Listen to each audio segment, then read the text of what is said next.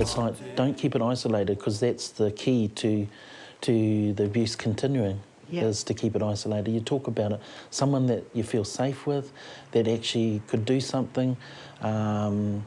If it's about breaking the cycle for our men or for the offender, it's about, if you're serious about that, then you'll go to someone within the family that you don't like, that may be quite direct, that's going to be straight up the guts, and it might be changing the environment of the people that you're mixing with. Because that also, and breaking that cycle is another key too. Nā te maha o ngā tauira o te mahi tūkino whānau a te whakaruru hou tū atu ai. Hei tiaki i ngā wāhine me ngā tamariki, kia tuku hoki te mana hei whakapakaruhia te mahi toimaha nei. Kua tīmata te whakaruru hou te whakarite māhere kia whakatū whare tiaki whānau. We went to the opening of Spring Hill Prison. That's when I realised, oh, we've got it wrong. We ought to be getting the women arrested, because that facility is like a retreat. I mean, your safety issue would be solved.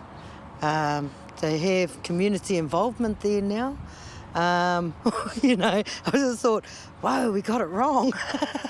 Women have to basically move out of their homes for safety reasons, and then they've got to start all over again, and it's like you end up at the bottom of the list when it comes to having to regather your life and rebuild your life, I guess, and start all over again.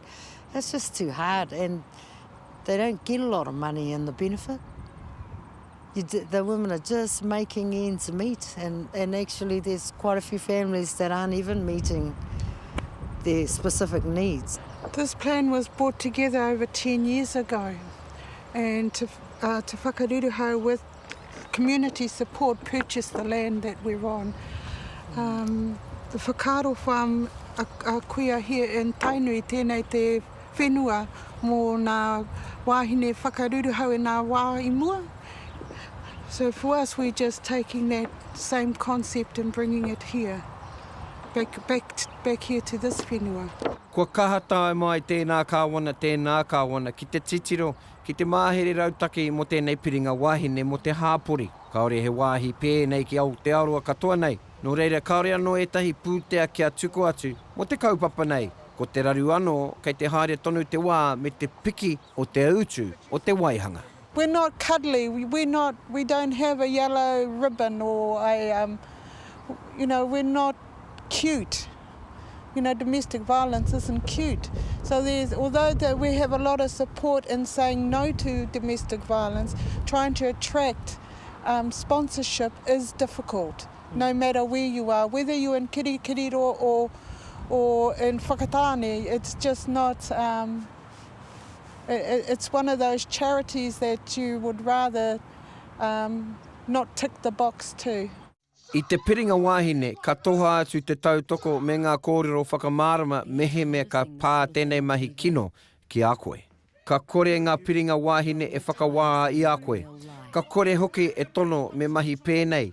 Kei reira rātau ki te whakarongo me te āwhina kia tika te huarahi whāia nei e koe. He rātonga kore utu a te whakaruru hou. I ngā wā e rua i a tau, ka whakarite ngā piringa wāhine i tētahi hui hei kohi moni. Me te hōtaka whakamārama, ko tētahi ki te marama o Hurai, tētahi atu ki Tīhema. Mā ngā rātonga tautoko mo ngā wāhine me ngā tamariki ki Aotearoa nei, ngā moni kohi mai ai. We're not going to stop, we're not going to give up. You know, someone raised that question to us the other day, said, what would you do if you didn't get the resourcing, the finance that you needed? I mean, it's not a question of what we would do, we would carry on and make the best of the situations that we're dealing with the resources that we have toward a better future. So we're active in most political arenas. We're active in a national arena, we're active in a local arena, we're active everywhere. And I believe from that activity, we've generated some ears in the right places, you know, being heard in the right places. But it still takes a long time. It still takes effort to change the way you think, to change the way people perceive the kaupapa. All of that just takes a long time.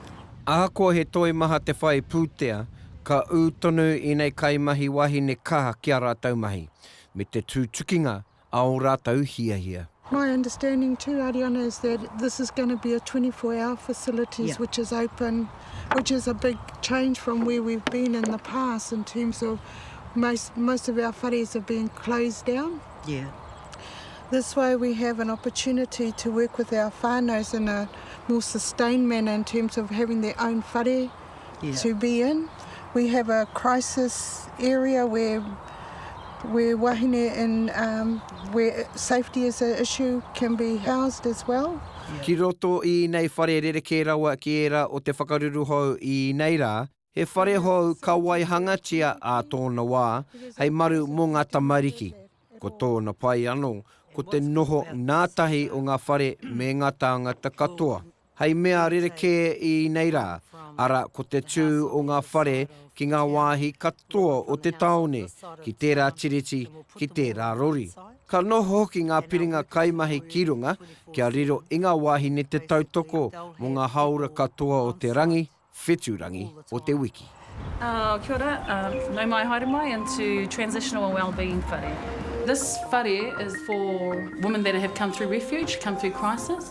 This whare is no longer, and there's no a safety issue really about the women that come here. It's the next step back out into the community, and it's just building their self-esteem, giving them more tools and skills to get out there and be able to survive and hopefully not come back again to the beginning through crisis and things like that. A lot of the stuff in this whare has been donated, like the picture here, or the artist is Regan Bowser. She's a Te Aroa woman, and her mother has been in the refuge movement since it started.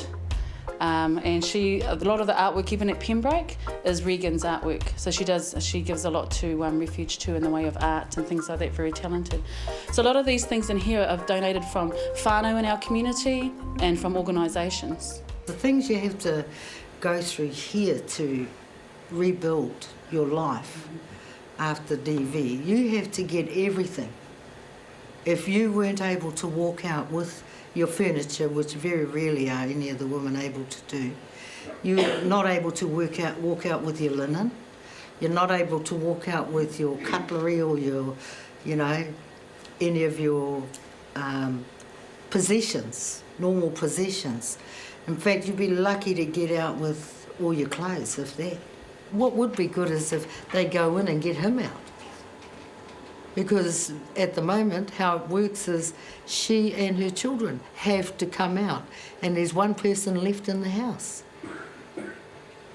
And then you have to find accommodation for her and all her children. And that's very expensive. It's very expensive. Not only that, you're uprooting the children from their school, from their friends, from, their whanau, from all those sorts of things. And it's like, we got it all backward. Upside down, backward. We got it all backward. I don't understand why we're not pulling these guys out, one person. I don't understand why it is that women and children still have to move their whole lives and try and live in a strange situation. I just don't understand it.